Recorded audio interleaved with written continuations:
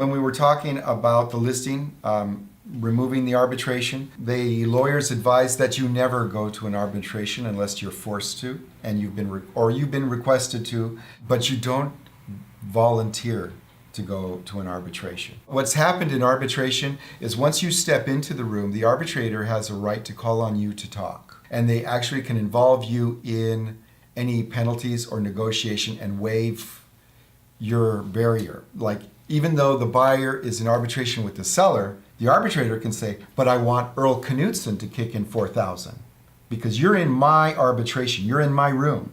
So I have the right, you were a part of this transaction, I have the right to levy that against you today in the arbitration. So don't volunteer yourself to go to an arbitration. Make sure that you've checked it out with our legal department before you do.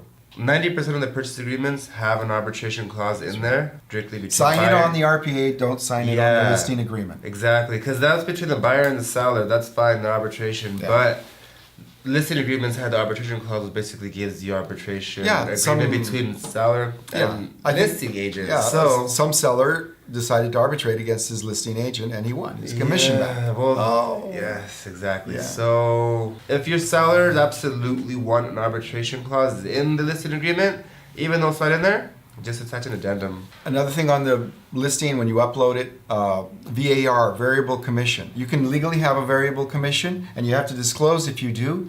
But remember, if you put, yes, there is a variable commission, it has to be legal. It has to be absolutely legal. It can't be variable for any illegal reason. You have to check with DRE if it's variable, if it's okay with DRE rules and regulations about commissions. So, because if you say yes and it's an illegal one, you've increased your liability. You're basically disclosing that if you represent both the seller and the buyer, you're willing to take less commission. Oh. But as Mr. Cruz has said, that could be misinterpreted really easily. Yeah. So if you do say, yes, this is a dual variable commission, make sure that the reason for you giving out less or taking less commission is valid. And if you've hung in here this long watching this video, we're going to give you a bonus round here. This is called dual agency. I feel like it's a gunfight down at the OK Corral. All listings belong to the broker.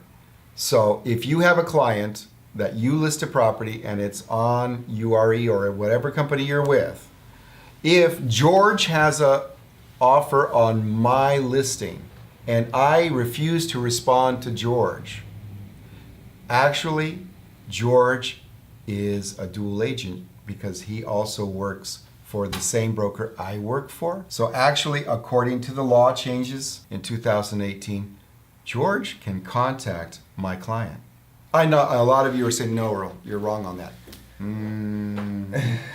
It's to the point that the DRE said, if you submit an offer and you don't get a reply, you are allowed legally to send AD number 3. Not number 1 or 2, AD number 3, certified mail to the seller and sign it. And you cannot not include your offer. But you can state, I have made an offer to Earl Knutson, your listing agent, on June 27th. I have not received reply. Here is my buyer's agency AD3. Please sign in return. That's perfectly legal now. And the listing agent will probably get all upset. What are you doing? You're going around my back. You're sending something to my client. It's legal now. You can have a memo attached, but you cannot attach the offer. The listing agent has the legal right and only the legal right to present the offer to the seller. But notification can be done by mail only by a selling agent if they feel that it hasn't been presented or have not received confirmation of presentation, page 10, back to them. And it's a very big change because we're all going to feel very betrayed if someone in our own company goes around and talks to our client. I mean, that's just the way it has to be now. Yeah. You can't, that's what the huge case, Hareki versus Coldwell Banker. The courts determined that if you're two agents under the same broker, both agents owe the same fiduciary duty to both clients. So you don't need one agent's okay to talk to their client.